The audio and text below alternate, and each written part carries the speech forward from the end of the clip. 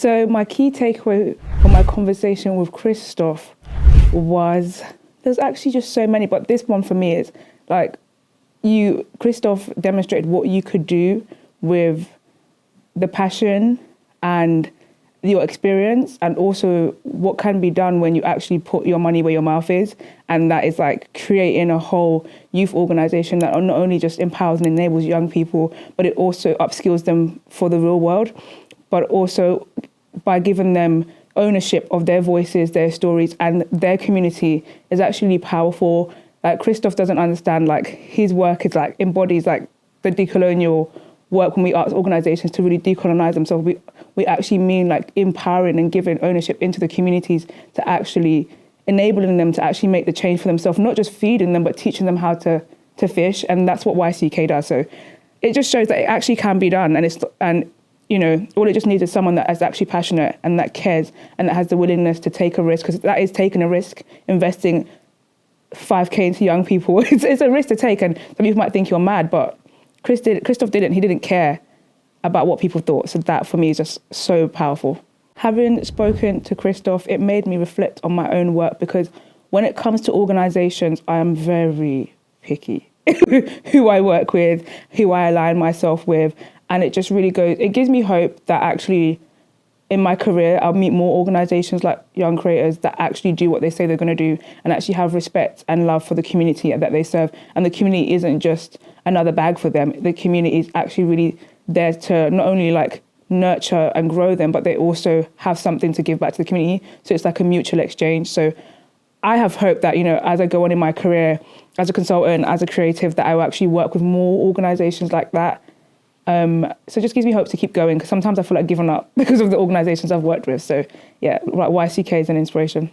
From my episode with Christoff, I would like the viewers to take away the importance of actually like not judging a book by its cover, because from Christoff's story, like, and seeing Christoff, people would think he came from a privileged background with money and he's upper class and all of these things. What did he know? But if you really sit down and actually get to listen to his story and other people's stories like him, you can actually understand like that there's actually like a working class story to it. And he grew up in Brixton, so he understood the struggle. And Christoff didn't just say, I'm just going to open a youth organisation today and help marginalised communities. He actually was serving in those communities, learning from those communities, growing with those communities. And actually he really put his pride aside and he humbled himself throughout his career to be like, actually, I am passionate about serving you and hearing your voices, but I really want you to teach me. And like, he's learned so much from you can actually tell he's learned so much from working in those communities, because that is what he's poured back into YCK.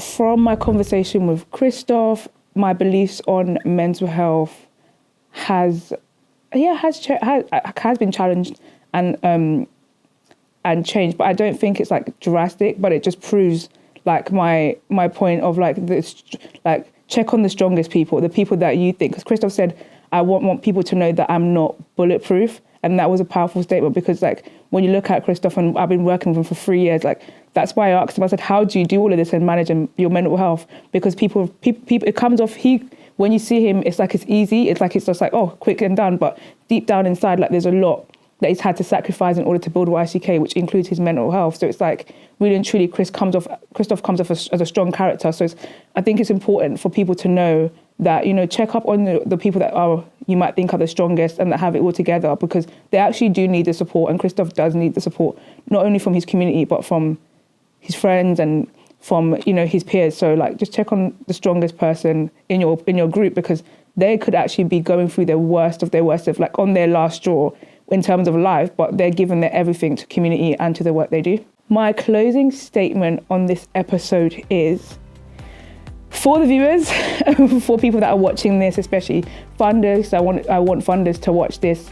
Please, please, please support organisations like YCUK, changes makers like Christoff, to actually do the work that they do, not only in terms of funding, but support them in terms of mental health services. If you know that you're connected to people that can help with mental health services, that's so important, because that would actually do so much for organisations like YCUK, because the team do so much work, and it can be traumatic at times, because you're dealing with young people, you're dealing with communities who are actually have real lived experience, and on top of that, trying to navigate your life. So to the funders out there, please just support young creators and support the work that they do, and also make sure that when you're commissioning them, especially to do with work with trauma, please make sure that you have a budget for counselling, you have a budget for their well-being, because it actually matters that these guys are